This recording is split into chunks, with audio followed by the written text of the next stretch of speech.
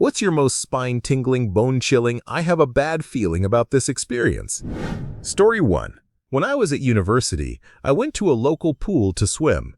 Afterwards, I entered the completely empty changing rooms and went into a cubicle to get changed. Then I heard someone enter the cubicle directly next to me, which was strange since there were so many other options. Feeling slightly paranoid, I quietly gathered my things and moved to one further away. I'd never felt the need to do this before, but something felt off. Again, someone ended up in the cubicle directly next to me. It felt very odd, so I took out my phone and pretended to be busy, thinking whoever it was would eventually get bored and leave if it was something suspicious. But then I realized that the entire time it was completely silent. There was no movement of zippers, towels, or anything else you'd expect from someone getting changed. I was totally unnerved. My gut told me to check under the cubicle divider. I made the motion look natural, as if I were adjusting my swimming bottoms. Lo and behold, there was a man's hand there, and he was secretly trying to record me. The police were called. It turned out he had done this to at least one other woman, and disturbingly, the pool staff knew him because he brought his daughter there for swimming lessons. Before we continue, do us a quick favor, smash that like button and subscribe to support our channel. Story 2. A few years back, one of my favorite places for late-night walks was the local cemetery. There was something peaceful and surreal about wandering through it at night. I always took my dogs with me when I went for walks. I had a few strange encounters there, mostly random cars following me, cars that had no business being there so late at night. One particular evening, I was there very late, around 2 a.m. It was the dead of winter, and snow was falling heavily. The cemetery had many winding paths lined with trees and was actually quite beautiful, especially with the snow. I reached the top of a hill and noticed a fairly large black object at the side of the path. I felt a strange unease as I tried to make out what it was. As I got closer, there was no mistaking it. It was a coffin. I was confused, having never seen anything like this there before. The atmosphere was unnervingly silent, almost as if I were being set up. The only sound came from my footsteps and those of my dogs. A bad feeling settled in my stomach, growing stronger as I approached the coffin. I realized it had no lid. Goosebumps ran over my whole body. Out of morbid curiosity, I considered looking inside. But the sense of fear and the instinct that I shouldn't be there became overwhelming. I turned and left as quickly as I could. As I walked away, I saw the headlights of a car moving through the cemetery. The next day, I tried to rationalize what had happened. Had the groundskeeper accidentally left a coffin out? Why was the lid off? I still don't have answers. I returned to the cemetery in the morning, and of course, the coffin was nowhere to be seen. At this point, I wondered if I had just hallucinated everything. I investigated the area more closely and found a large rectangular impression in the snow where the coffin had been the night before. Honestly, I have no clue what was going on that night. All I know is that something in my subconscious was screaming at me to get the hell away from that coffin and that situation. Story 3. After I graduated high school, I worked at a video rental store in a strip mall in a small town. We stayed open late, and after 9 o'clock or so, all the other businesses in the strip were closed. The whole mall would be dark except for my store, glowing like a beacon. Because the store was struggling financially, the last 2 hours of each shift were covered by just one person. The closer, I was 19 at the time, and I always worried someone might try to rob us. It would have been the easiest score ever, but I kept showing up. Behind the store were some apartments, and we had regulars from there we got to know pretty well. They'd cut through the parking lot to visit different places in the mall, so it wasn't unusual for them to wave, stop in to say hi, or browse for a bit. It was a laid-back place. One night, I was closing the store alone as usual, finishing the tills and cleaning up. When I walked up front, I noticed 2 guys who were regulars standing on the other side of the locked entrance. They were smiling, waving, mouthing hi and such. I waved back and kept working, but they didn't leave. They just stood there, talking, doing nothing. By the time I was ready to go, about 30 minutes had passed, and I could still see them on the security camera, lingering in the parking lot of a completely closed strip mall. It was about 11:30 at night. Everything else was shut down. I knew these guys, but to get to my car, I would have had to walk right past them. Something about it didn't sit right with me. I decided to play it safe. I called my boyfriend, now my husband, and told him I had a weird feeling. He came to the store so I could leave safely. As soon as he pulled up, he got out, greeted the two guys, and waited for me. The moment they saw him, they turned and walked away toward the apartments behind the store. I thought it was strange, but I went home and didn't think much more about it. About a week later, one of those guys was arrested for trying to capture a jogger at a park in town. It was huge news. Oh, and it turned out he had previously been arrested for burning down a historic cabin in town years earlier. The guy he was with that night? A registered S-offender. It's been about 15 years since then, and I still shudder to think about what could have happened if I hadn't listened to that uneasy feeling in the back of my mind. Story 4. This happened many years ago on a blind date. A former friend, without asking, set me up with a firefighter co-worker of her boyfriend. I agreed to meet him at a familiar busy sports bar type place, somewhere within my budget, since I always paid my own way. We introduced ourselves. Right away I felt uneasy because he was intimidating, and I'm not someone who gets easily intimidated. That was the first red flag, but naive me decided not to judge too soon. People, listen to your gut. As we started talking, he told me he was separated, had 2 kids, and was working on his divorce. Okay, fine. Marriages don't always work out. But then he told me his wife had an order of protection against him. Red flags like confetti. He went on to say it was her fault that he had to get aggressive with her, because something she did made him angry. The food hadn't even arrived yet, and I was already considering leaving. Had I not been worried that he might follow me out of the restaurant and into the parking lot, I would have left. So I stayed, listened, and told him I had to be at work very early in the morning. He said I was such a good listener and wished more women were like me.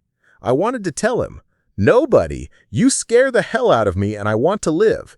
I got to my car, declining his offer to walk me there.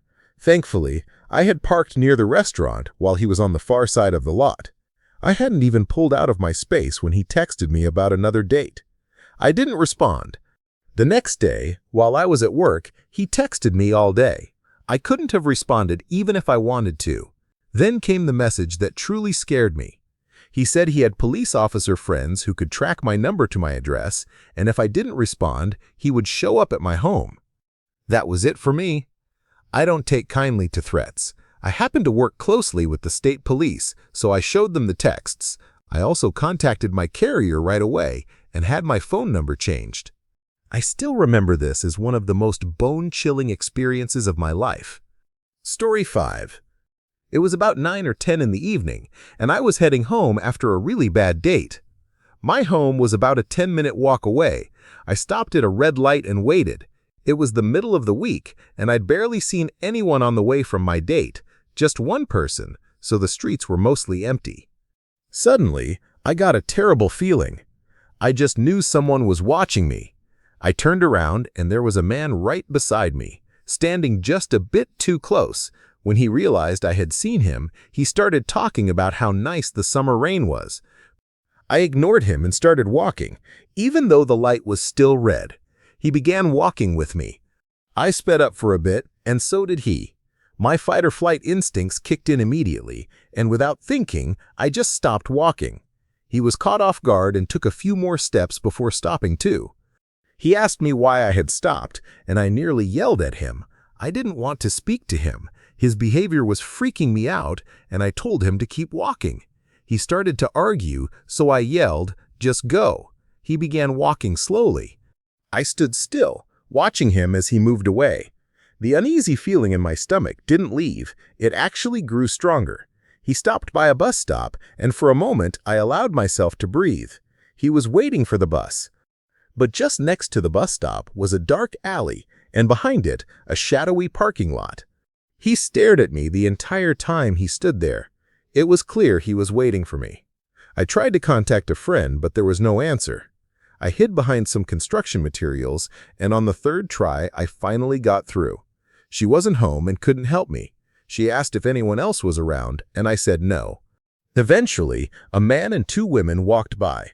She told me to tell them what was happening. The guy hadn't taken his eyes off me for a second. When I approached the group to ask if I could walk with them, he suddenly started walking away. I was right. He had been waiting for me. I walked with the group for a bit, but they were turning left at the next red light, and I needed to go the other way. I thanked them for helping me and went on my way. We walked our separate ways, and within seconds, the guy appeared again. I froze completely. Fortunately, the group noticed and ran back to me. When he saw them, he turned around and walked away. They walked me all the way to my doorstep, and I thanked them over and over again. I will be forever grateful to those 3 strangers who might have saved my life that night. Story 6. I usually stay up late in the morning on my computer. That night, I crawled into bed around 3:30 or 4 a.m. Once I got settled and was about to doze off, I heard a thump. I looked at my dog. Her ears were up, and my eyes immediately went to the bedroom door. Another thud, and I saw a shadow moving under the door. A faint light, maybe from a phone screen, illuminated the area. I sprang up, slid the baby crib in front of the door, and yelled at my wife to get up and call the police. I sat in the closet with our baby. When she called, I grabbed a lamp, my only weapon since we didn't have any firearms in the house at the time. I stood at the door like a gorilla, ready for whoever tried to get in to give me the fight of my life. The police arrived, but they couldn't get inside. I mustered the courage to open our bedroom door and carefully made my way down the hall to the front door. Halfway through, I saw it. The intruder turned out to be the friggin' Roomba, scooting along the carpet like R2-D2, vacuuming at 4 in the morning. The light I had seen was just the power LED on top, and the banging, that was it running into walls and the bedroom door while trying to clean the house at 4 in the morning. Still pumping with adrenaline and embarrassment, I answered the door, explained to the police that it was just the Roomba and that I did not want them entering the house, wished them a good night, and finally went to bed. Turns out I still get triggered by banging on walls and doors, a leftover reflex from morning room inspections before PT in the Army. Story 7. I was driving from my university to my home. I was living in Mexico at the time. While stopped at a red light, the SUV next to me rolled down its window. Inside was a perfectly normal-looking woman with a small daughter in the back seat. She kindly told me there was some liquid leaking from my car and that I should probably check it out. I thanked her, rolled my window back up, and considered stopping right then. But as I had that thought, a chill ran down my back, and my arms and legs suddenly felt heavy. I decided, forget it, I just want to get home. I'm tired today. When I got home, I immediately checked my car. Nothing, not a single sign of a spill. Later that night, while watching the news with my parents, I saw a story about how that exact same trick had been used on another driver. Someone told them, "Your car is leaking. You should stop and check it out." They stopped, and men jumped out of the bushes, held them at gunpoint, stole their car, and even hurt them in the leg to buy time. I was so close to stopping that day. I still can't believe I didn't. Story 8. For starters, I am in no way a believer in the paranormal. I wouldn't even call myself a skeptic. I straight up don't believe in any of that stuff. That being said, there's an old abandoned mental institution in my hometown that's low-key infamous for ghost hunting shows, mostly on YouTube. Growing up there, you hear so many stories about it, and naturally, we teenagers decided to check it out. It's a big 4-story building if you count the basement, built in a plantation style, sitting in a field at the end of the road. Creepy trees line the roadside. It really does look straight out of a horror movie. The road itself is long, with no lights, which builds up the suspense. Except, we went there multiple times and absolutely nothing happened. Obviously, we would just walk around and check things out. Except the last time I went. I don't know why, but on our 10th visit to the building, every single person in my friend group got a gut-wrenching feeling the second we stepped onto the road and stared down into the darkness. We walked about 100 yards to the first gate, and I said, "Guys, something just feels off." I felt afraid, as if a very intense evil was waiting at the end of that road. I felt like someone was watching me from the inky darkness, someone I couldn't see. Every single one of my friends said they felt the same way. We packed up and left. A few weeks later, my friends went back, but I refused. I'd been there before, and the experience I had last time was unsettling enough to call it quits. They went, and while nothing too crazy happened, they did experience a lot of very strange things, including recording what was almost certainly a squatter running across the floor above them. To this day, I have never felt a presence like that. Story 9. I don't remember this, but my mom does vividly. When I was 3, she and her friends were getting ready to go out to a bar in the next city over. My mom, being very young when she had me, often went out on weekends with her friends, so this wasn't unusual. However, that night, I, usually a very well-mannered child, threw the biggest tantrum of my life. I screamed at the top of my lungs, threw myself around and tossed things because she was leaving. She was frustrated because she couldn't leave me with the babysitter like that, and deep down she felt something was wrong, since this was very unlike me as a child. Her friends left, and she stayed home with me, still upset at toddler me. The next morning, my mom and I walked to my grandma's house to use the phone. This was before cell phones. She called her friend's house to hear how the night went, and her friend's mom answered. They had been trying to reach my mom all night. There had been a horrific car accident. All of my mom's friends, except for the driver, had passed away. Had she gone with them, there is no way she would have survived. It still haunts me to think about that day. My mom never really recovered from it. Story 10. I was walking home from my bus stop one day, listening to music on my headphones, lost in my own world. The battery died halfway home, and suddenly I heard a man behind me talking about how he could never get women to talk to him. I glanced over my shoulder. He was alone, had gotten off the same bus as me, and was twice my size. He had been following me for about 3 or 4 blocks, apparently trying to get my attention. There was no one else around. I kept my headphones on, even though the music had stopped, and started walking faster. Then he began singing, "Speak to the girl. You gotta speak to the girl," over and over, louder and louder the further ahead I got. I didn't know what to do. If I went home, he would know where I lived, so I turned a corner toward a busier area, with him still following me, and ducked into a pub. When he followed me inside, I ran to the bartender and begged him to pretend we were friends and keep me company until the man left. The bartender came around the bar, gave me a big hug, and made a fuss over me until the creep finally left, and I started to calm down. Not all heroes wear capes. Story 11. My roommate and I pulled out of our driveway a row of duplexes to go get some food. There was a man on the sidewalk just outside, meandering near some parked cars. I immediately felt that something was wrong. I mentioned it to my roommate, but he just shrugged. By the time we reached the stoplight, about 30 seconds away, he looked at me again and said, "You okay? We can go back if you want." I said, "Yes, please." When we returned, the man was still there. My roommate suggested he might just be casing cars for valuables, but we pulled up and I got out, asking, "Can I help you with something?" He just pointed to the car he was standing next to. It turned out the man was mentally disabled, but there was an older woman in the car, passed out. It was the heat of summer, over 90 degrees outside. My roommate and I immediately called 911. He went to the car to try to get her to sit up, since her breathing was ragged and she was hunched over. The man had been trying to call his mother because he didn't know what to do. He just knew something was wrong with the woman. She never became responsive while we were there, but the ambulance workers managed to get through to her a bit and used her phone to call her son. I don't know if she ended up okay, but she definitely would have died if we hadn't turned back. I hope we saved her. Story 12. Many years ago on New Year's Eve, my girlfriend and I went to spend the night at our former roommate's new place. They were a gay couple, back before it was as widely accepted as it is today.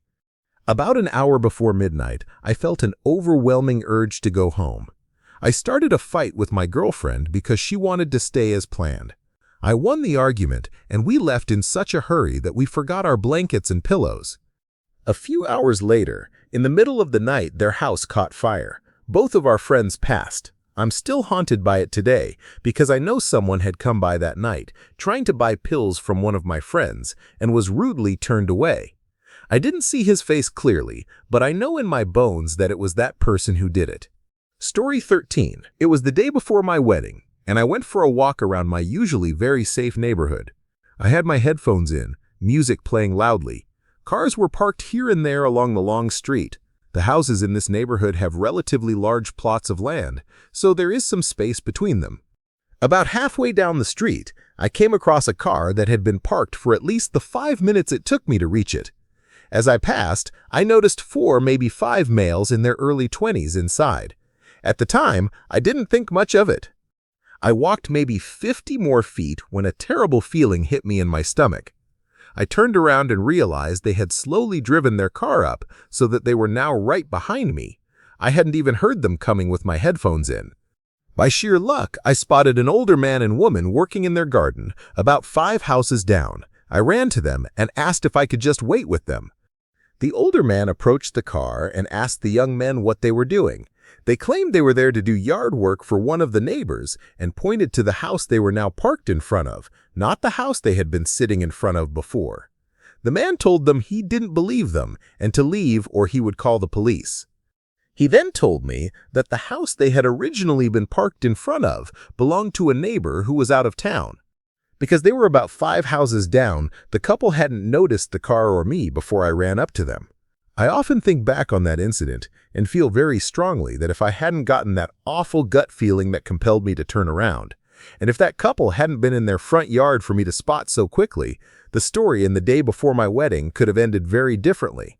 Story 14. Okay, I have 2 of these, but the first is why I'll always trust my gut.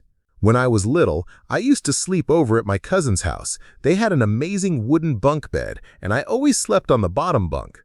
When I was 7, I went over for another sleepover. We ate Chinese food with my aunt and uncle, and then my cousin and I stayed up late playing video games before going to bed. I used to fall asleep almost instantly and sleep very deeply. My family still jokes that not even a car driving through the house could wake me. Anyway, sometime after I'd fallen asleep, I woke up with a ridiculous, overwhelming feeling that I had to roll over. I didn't want to roll over. I was comfortable sleeping how I normally did in the middle of the bed with my foot hanging off. I kept arguing with what felt like myself about it, until finally I rolled over. But that wasn't enough. Then I felt an overwhelming urge to press myself as tightly as I could against the wall. Since I had already rolled over, I figured, why not? As I tried to cuddle as close to the wall as possible, the bunk bed collapsed. A broken metal bar went straight through the space where I had been sleeping. Somehow, I was stuck but completely unharmed in that tiny space against the wall until my uncle could cut me out. My cousin had fallen from the top bunk when it collapsed, but he was also unharmed. This next one happened when I was 16, during the summer. I grew up in a very small town and used to walk or bike everywhere with my dog. Usually alone. I had the day off from work, so I grabbed a book and walked 4 miles with my Labrador to one of my favorite lakes. I laid down at the beach to read and tan while my dog played in the water. After a few hours, I noticed a rowdy group of guys, one of whom looked a bit familiar. It was a weekday, so the only people there were me, my dog, a fisherman at the landing, and these guys. I tried to ignore them, but I noticed they kept glancing at me and whispering to each other. Then my dog, who usually stayed in the water the entire time I was there, came over and lay between me and the group. I got a really bad feeling from them and decided to cut my day short and head home. I grabbed my things and started walking out like nothing was happening. That's when the group started following me. Not only did I feel uneasy, but I could tell my dog was freaked out. She kept looking behind me and growling.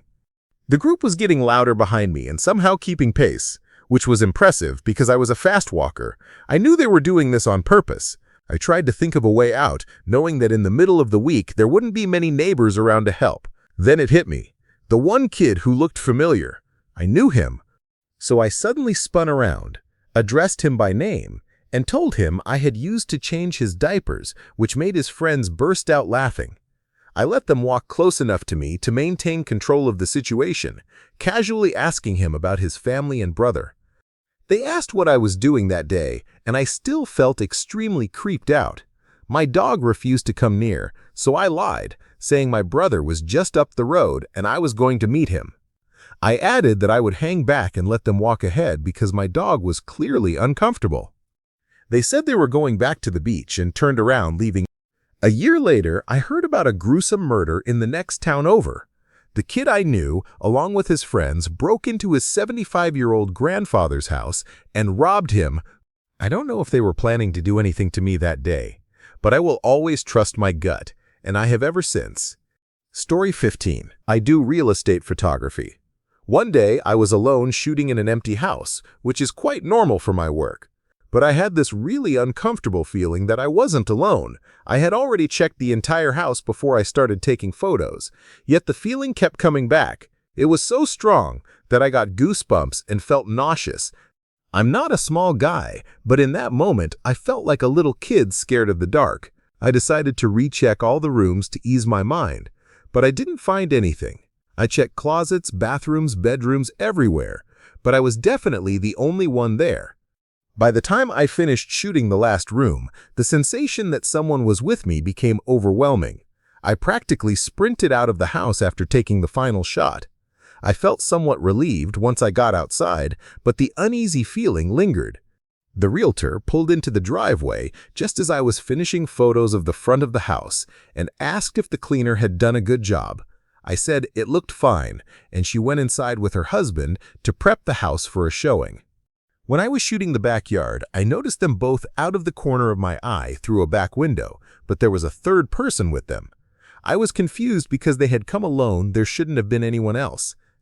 It turned out the house cleaner hadn't finished before I arrived and had come in earlier. She saw a large tattooed man enter the house and panicked, so she jumped into the kitchen pantry and hid. By the time she realized I was the photographer, it was too late for her to come out without it being awkward. So she stayed in the pantry the entire time. I'm not sure if I saw her out of the corner of my eye, or maybe I smelled her perfume or heard her breathing without realizing it, but my subconscious was screaming at me that someone was there. It was the most uncomfortable I've ever felt inside a house like that, though it makes for a funny story now. Story 16. I was managing an overnight shift at McDonald's, just me and another guy in the store around 2 a.m. I noticed a beat-up Ford Falcon with a mismatched hood roll into the car park. One guy hopped out and immediately started casing the place, checking camera locations and counting how many people were inside. My suspicions were instantly raised, but I kept my cool and served him as usual. They must have gotten spooked because they got back in the car and drove off after collecting their food. Once they were gone, I called the police and reported what had happened, giving them the vehicle description and number plate. A few hours later, police came in and said they had pulled the Ford over. They found a kilogram of meth and several semi-automatic firearms in the car. Later, the officers admitted the men had been scouting the restaurant for another couple to rob later that night.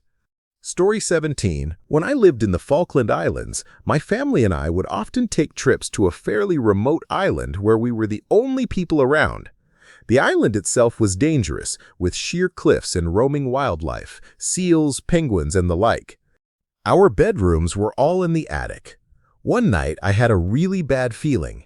I couldn't sleep, so I went downstairs, and there was a full-grown elephant seal pressed against the front door trying to get in. It sounded like it was headbutting the door, though I'm not entirely sure. It turned out that a whale had washed up on the beach and taken up all the space, so all the local sea and land life had crowded around our little house. I was terrified. That thing was massive.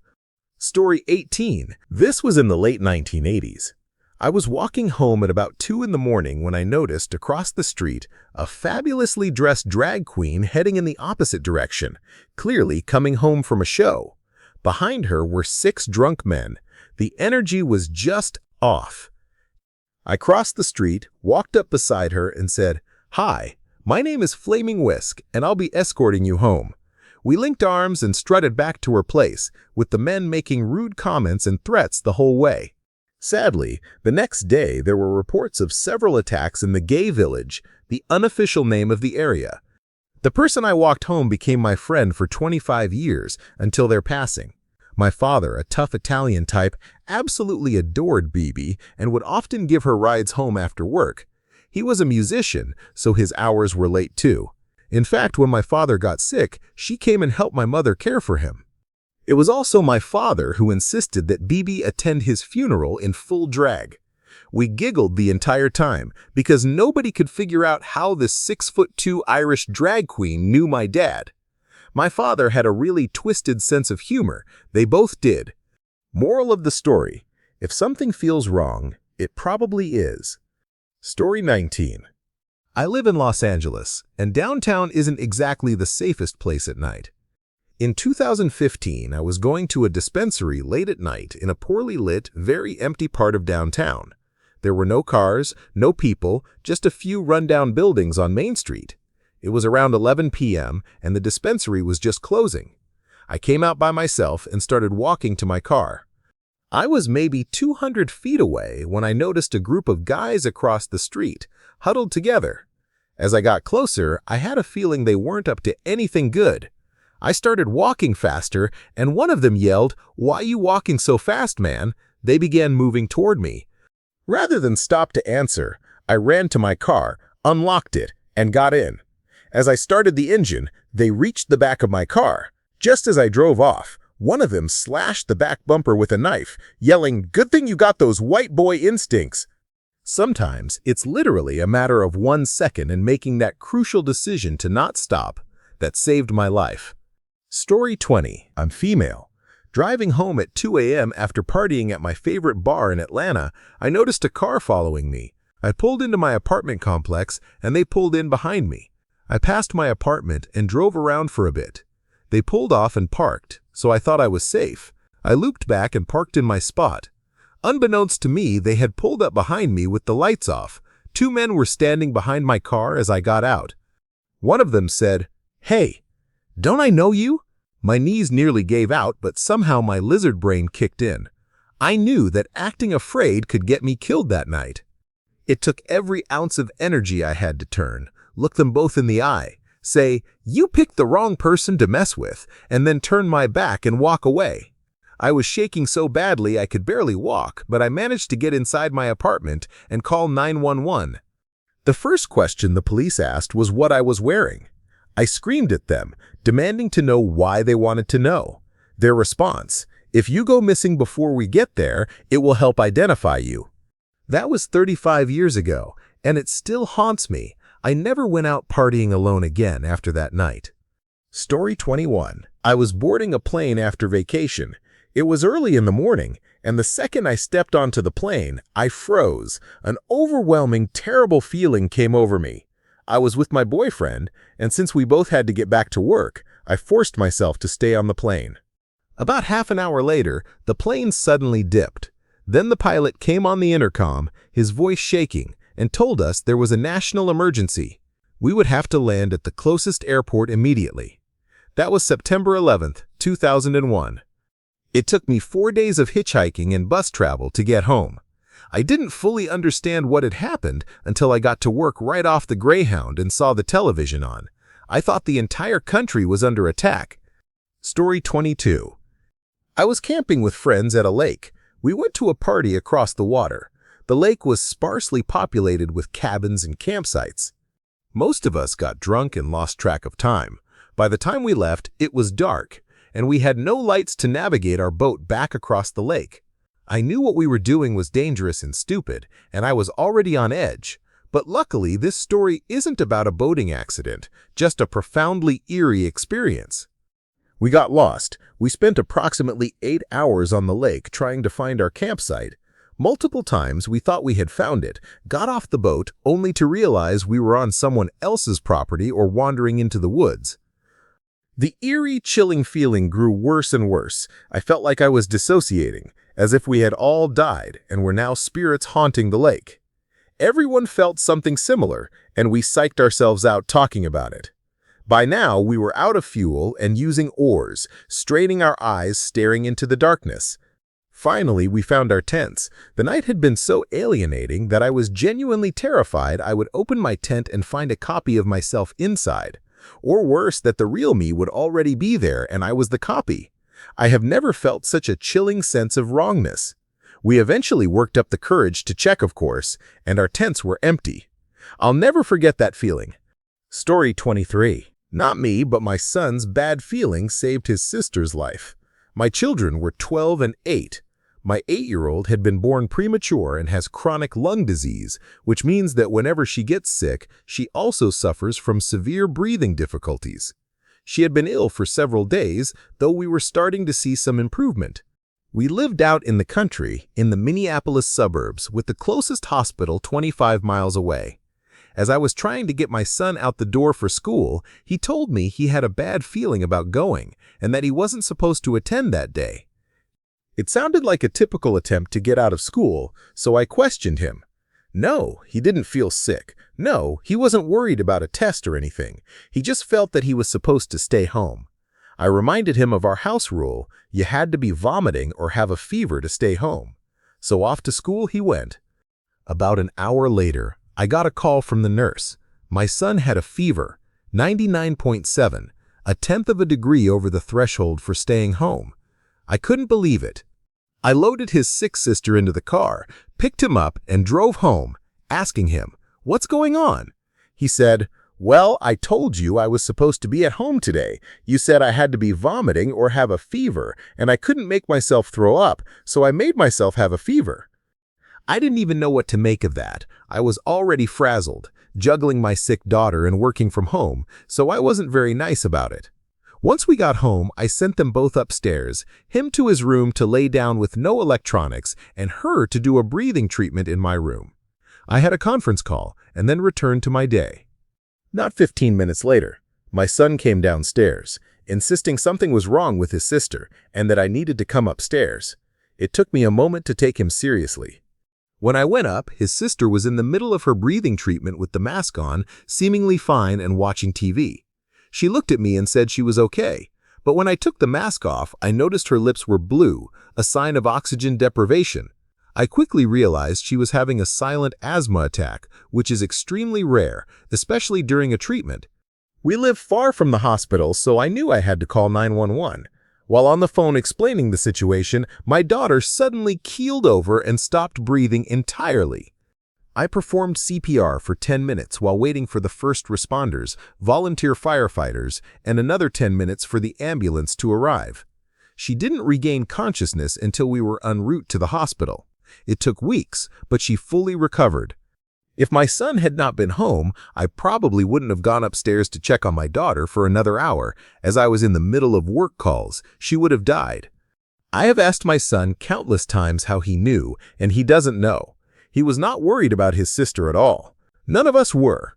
Her illnesses were so routine that nothing about this one seemed out of the ordinary or scary. He doesn't know why he felt he had to stay home.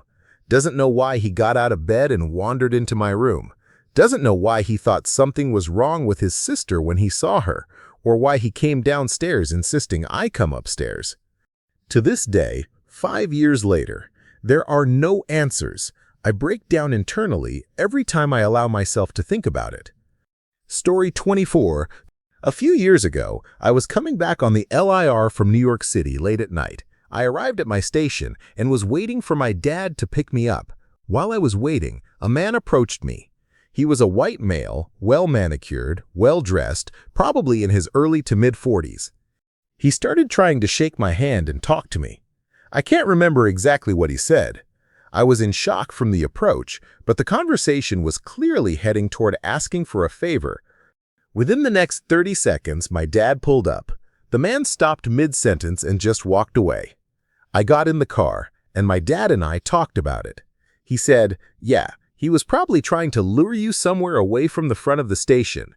Either he was going to beat you and take your money, or do worse, or bring you to a group of friends where you'd be trapped, life lesson learned, and banked."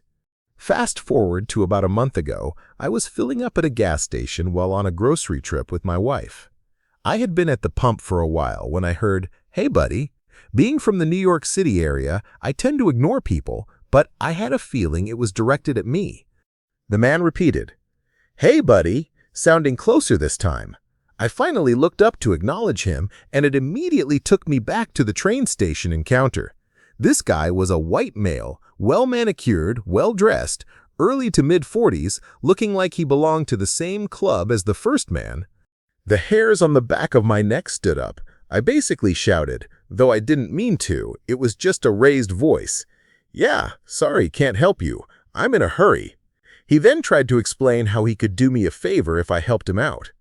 I repeated myself, wrapped up my transaction, and he got the message and left quickly. To play devil's advocate, they could have just been two people in need of help. I'll never know, and I'm okay with that. Trust your gut. Not to make anyone paranoid, but here's a little extra detail. When I got back in the car after filling up, my wife asked what had happened. She helped calm me down, but then mentioned she had heard about people putting Apple trackers on cars. She then told me that the guy had rested his hand on my car, something I hadn't even noticed. We checked the car later when he parked for groceries and didn't see anything, but I figured it was worth putting that PSA out there. It also helps to always have a buddy. Story 25. There was a time I noticed 3 men in a white truck following me. At first, I thought I was being paranoid until I pulled into a gas station and then out the other side, and they followed me.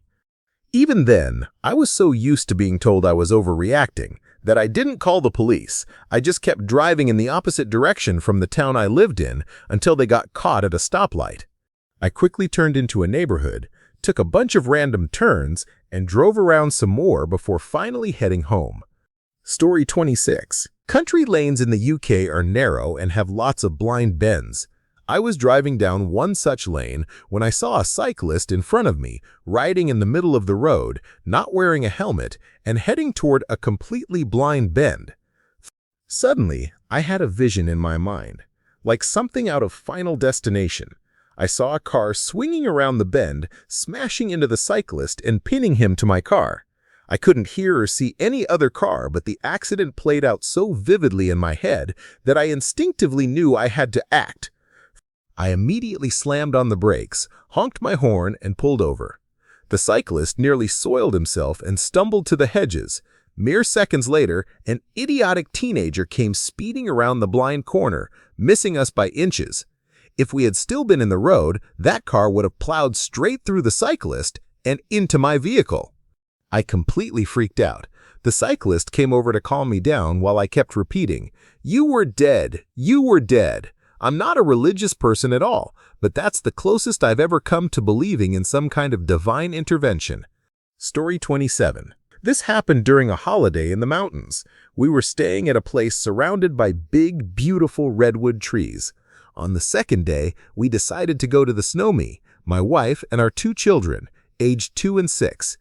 That morning was spent traveling from the house to the car and packing things into the boot. On one trip, I heard a thud or crack, like the sound of someone kicking wood, but I didn't see anyone around, so I continued loading the car. Once we were all in the car, parked in the driveway, my wife realized we had forgotten the sunscreen. She grabbed the house keys, got out, and ran back into the house. While she was gone, I had a thought. I should move the car back. It's too close to the gate. I should move it so she can get back in safely. It makes no sense. My wife had gotten in and out of the car by herself, so there was plenty of space. But at the time, I followed the thought and moved the car back, not very far, less than 5 meters. Shortly after putting the car into park, I saw a massive redwood tree. Its trunk around 150 centimeters in diameter at the base, taller than a 2-story house, come crashing down right in front of me. The trunk landed just in front of the car. A branch smashed onto the bonnet, and the windscreen shattered. I got out and saw that the redwood had essentially split at ground level. It demolished the neighbor's cast iron fence and cut power to multiple homes. The bulk of the trunk landed exactly where the car had been parked just minutes earlier. We still check the trees whenever we park now, and if I ever hear that thud or crack again, I'll know exactly what it is. Story 28. I was running in a park when I noticed a tiny blue truck pass me. I thought they were watching me in their rearview mirror. I got the creeps but told myself I was just spooking myself. I watched too many crime shows. About 10 minutes later, I saw the truck pass me again. The park is circular with a one-way road, which meant they had driven all the way around and come back into the park. At that point, I was genuinely nervous. I slowed to a jog to put more distance between myself and the truck, and eventually paused. Then a lady appeared from behind me. She was also running. I see her often at the park, but we'd never introduced ourselves. She greeted me and said she was creeped out by the truck too, and asked if we could run together. I agreed. We ran together. talking about maybe calling the police just in case. When we noticed a cop on a bike up the hill, we ran straight to him. The officer talked with us and took down the truck's plates. He had another cop come and pull the truck over, since other people in the park had already reported it. I'm glad someone else in the park reported the truck and said something. Apparently, the truck had been looping the park several times and slowing down near female runners. I am extremely grateful that the lady asked to run with me. Who knows what would have happened if either of us had been alone or hadn't crossed paths.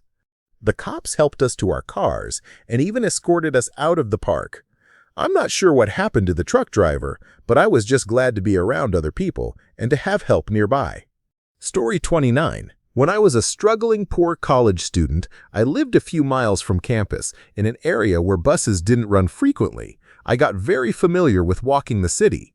There was a lot of poverty there, so I often ended up in conversation with homeless people. I'd say about 80% were just looking to chit-chat before asking for money. I didn't always have any to give, but I'd part with a few dollars here and there if they were polite. Some, however, would hassle or be mean about it. One time, a guy was hassling me near a Burger King. I wasn't carrying any money at all. "Sorry, man," he grumbled, and I walked off. It was late afternoon in the dead of summer. I crossed the street thinking he was already old news. Then I heard shouting. I looked over, and it was him yelling at me from the Burger King, now with his hood up. I kept walking, used to this sort of thing, but then a horrible, anxious feeling hit me. I suddenly thought I needed to get to campus immediately, where it was well lit and safer. I looked over my shoulder a few times and didn't see him, so I thought maybe I was just being paranoid. Still, I picked up the pace. Eventually, I made my way to campus, going out of my way just to get there, even though I didn't need to do anything once I arrived. After about 30 yards, I turned around and saw the guy from the Burger King. He was standing exactly where I had entered campus property, staring straight at me. He was perfectly framed between the trees, hands in his hoodie pockets, the hood pulled tight to hide his face. Story 30. Several years ago, I was working on a turtle conservation project in Cyprus. It was a remote beach, out of the way, in the middle of the night. We had a nest that was hatching, and all the hatchlings were collected into a bucket. They're kept at the center for a year before release, which greatly increases their chances of survival. I had the full bucket of hatchlings and needed to get them back to the center, a 20-minute walk along the pitch-black beach. Some other nests looked promising, so the other volunteers stayed behind as I set off. About halfway along the beach, my head torch dimmed drastically. The batteries were nearly dead. Suddenly, the beach felt much spookier than before. Then I heard a noise in the dunes. I looked over, and in the dim light of my torch, I initially saw nothing. Then a pair of bright, shining eyes appeared at the top of a dune. I could see the silhouette of the dune against the stars, but the shape of the creature itself was hidden. The eyes began moving down the dune. They didn't move like a human, definitely an animal of some sort. As it got closer, the bright white eyes shone more intensely, until I could finally make out a huge black shape surrounding them. My knees locked. I couldn't move even if I wanted to, and I knew I couldn't outrun whatever this was. At that moment, I accepted that I might be about to die. Finally, the monster came close enough for me to see it clearly in my tiny bubble of dim light. It was a dog. That was little comfort at this point. The dog was a huge black Alsatian, but with husky-like eyes. If it had been a pet, it would have been stunning. But it wasn't. It was one of the half-starved feral dogs that live wild along the beach. The thing was more than half my height and clearly desperate for food. Then it hit me. One of the reasons turtle hatchlings do so poorly here is that dogs dig up the nests. I was basically carrying a bucket of kibble straight to this monster. Human brains being what they are, and realizing I was in actual peril for the first time, I made a split-second decision. If I was there to do conservation work, there was no way this beast was getting my hatchlings. What's important to appreciate is the timescale over which this was happening. This enormous canine was charging at me. My circle of light from the head torch extended only about 2 meters, and it all unfolded in fractions of a second. I shouted at the beast. I don't even recall what I said. It might not have even been words. I may have barked at it. By sheer luck, it worked. The dog turned tail and sped back into the dunes. The rest of the walk to the center took far less than the usual 20 minutes. The hairs on my neck stayed prickling the entire way. I was waiting to hear galloping paws and feel teeth on my throat, but I made it back without incident. After that, I always carried spare batteries for my torch in my bag, and we never walked the beaches alone again. Story 31. This isn't my story. It's a story my ex told me from when she was in her 20s, in the 1990s, in the UK. She was on a train heading home from work. It was a local service, stopping at many small stations with a stop approximately every 10 to 15 minutes. She was sitting, reading a book to pass the time. The train stopped at a small station, and she glanced up as new passengers boarded. A man got on, and the moment she saw him, her stomach dropped. He was the most ordinary-looking man she had ever seen, slightly overweight, white, of average height, in his late 40s or early 50s, but there was an air of absolute danger about him. She remembers silently pleading that he wouldn't sit near her, but he did. He took the seat right next to her. It was insane, completely nondescript, yet her mind was screaming, "Run!" A couple of stops later, two younger lads got on and sat directly opposite them, facing her and the man. Straight away, they started chatting her up, which she ignored. They grew louder and more aggressive. My ex felt increasingly uncomfortable and considered moving, but that would have meant squeezing past the middle-aged man, which she was too scared to do. Then she heard a small, exasperated sigh from the man next to her. He spoke. "You two," he said, addressing the younger lads. "Shut up!" They immediately turned their abuse on him, but he just stared at them. Gradually, they grew quieter, and one of them snapped, "What you fucking looking at anyway?" The older man simply said, "You." Her blood ran cold. This completely ordinary-looking man was terrifying, though she had no idea why. He hadn't shouted, swore, threatened, or acted violently in any way. The two younger lads went completely silent. She realized they too had sensed the power this man held. They weren't small boys, yet they had been cowed by him. They got off at the next stop. My ex says she turned to the man and thanked him for stepping in. A bad mistake. He looked at her, and she felt like nothing more than prey. He scanned her up and down, and she realized she was being considered. Weighed up, she was absolutely terrified. Whatever test she had failed, he gave no indication. He simply returned to staring forward, saying nothing. A few stops later, she got off. She was convinced he would follow her. She had a 20-minute walk home from the station, which she describes as the longest walk she had ever taken, but she made it home safely. She never saw him again. Story 32. I was living in Seoul in my 20s, and the hiring culture there expects you to include a highly photoshopped, passport-sized photo on your resume, usually done by local photographers. Being a native-born American, I figured teaching English would be the easiest way to make good money.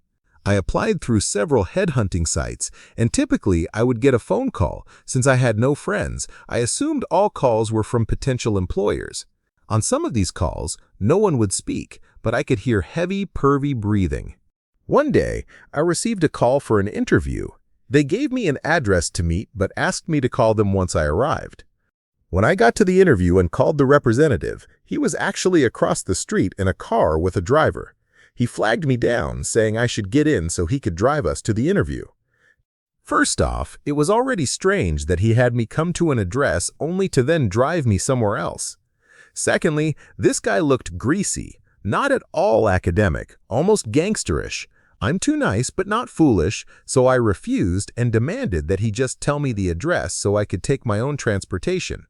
After a few minutes of him trying to convince me, he finally gave in and provided an address. Hoping this might actually be legitimate and that I wouldn't be trafficked, I took the subway. But when I got out of the train station, he was literally waiting at the curb with the driver again, flagging me down to drive me the rest of the way. I booked it back into the station and blocked him immediately. I mean, this is Seoul. There's no shortage of ways to find a place. Even if the office was on the 3rd floor, he could have just met me at the building. Why did he feel the need to drive me? Thank you for watching. If you enjoyed this video, be sure to give it a thumbs up, subscribe, and hit the bell icon so you never miss an update.